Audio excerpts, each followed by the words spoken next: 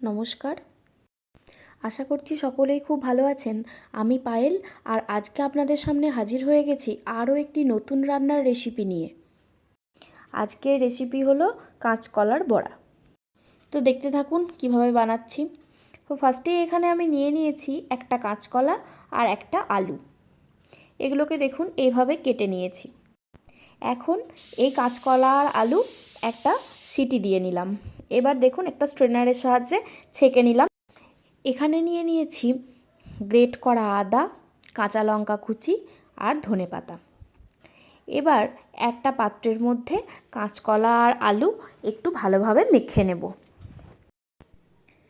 হাত দিয়ে একটু ভালোভাবে মেখে নিতে হবে যাতে গুটি গুটি না থাকে। তো দেখুন এখানে মাখা হয়ে গেছে। এখন আমি এখানে অ্যাড করে দিচ্ছি স্বাদ মতো নুন, 1/4 টিস্পুন হলুদ গুঁড়ো দিয়ে দিলাম, দিয়ে দিচ্ছি হাফ চামচ জিরে গুঁড়ো, হাফ চামচ ধনে গুঁড়ো আর দিয়ে দিলাম হাফ চামচ লঙ্কার গুঁড়ো। এবার দিয়ে দিচ্ছি গ্রেট করে রাখা আদা, দিয়ে দিলাম কাঁচা লঙ্কা কুচি। এবার ধনে পাতাটাও এখানে অ্যাড করে দিলাম। এবার বেসন দিয়ে এটা মেখে নিতে হবে।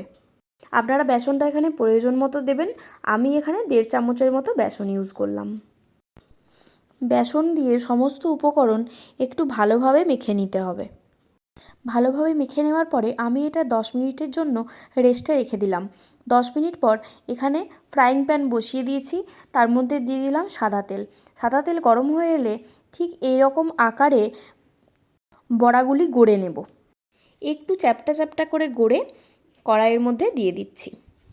দেখুন এখানে আমি সব বড়াগুলোকে কড়াইয়ের মধ্যে এখন দিয়ে দিয়েছি। একটা দিক একটু ভালোভাবে ভাজা হয়ে এলে একটু উল্টে পাল্টে ভেজে নেব। দেখুন আর একটা দিক এখন উল্টে দিচ্ছি।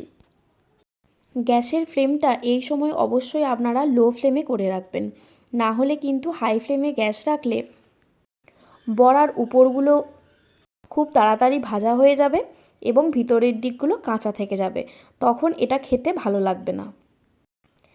তো গ্যাস লো ফ্লেমে রেখে দুদিক ভালোভাবে ভেজে নিচ্ছি। দেখুন একদিক এখন সুন্দরভাবে ভাজা হয়ে গেছে। এখন আর এক দিকটা আমি উল্টে দিয়ে দিলাম। এইভাবে দুপিঠ ভালোভাবে ভেজে নিলেই রেডি হয়ে যাবে মুচমুচে কাঁচকলার বড়া। তো দেখতেই পেলেন কত সহজে আপনারা এটা বাড়িতে বানিয়ে নিতে পারেন। ভিডিওটি ভালো লেগে থাকলে লাইক, কমেন্ট, শেয়ার করবেন এবং এরকম আরও সুন্দর সুন্দর রান্নার রেসিপি পেতে হলে আমার চ্যানেলটি অবশ্যই সাবস্ক্রাইব করবেন। Thank you.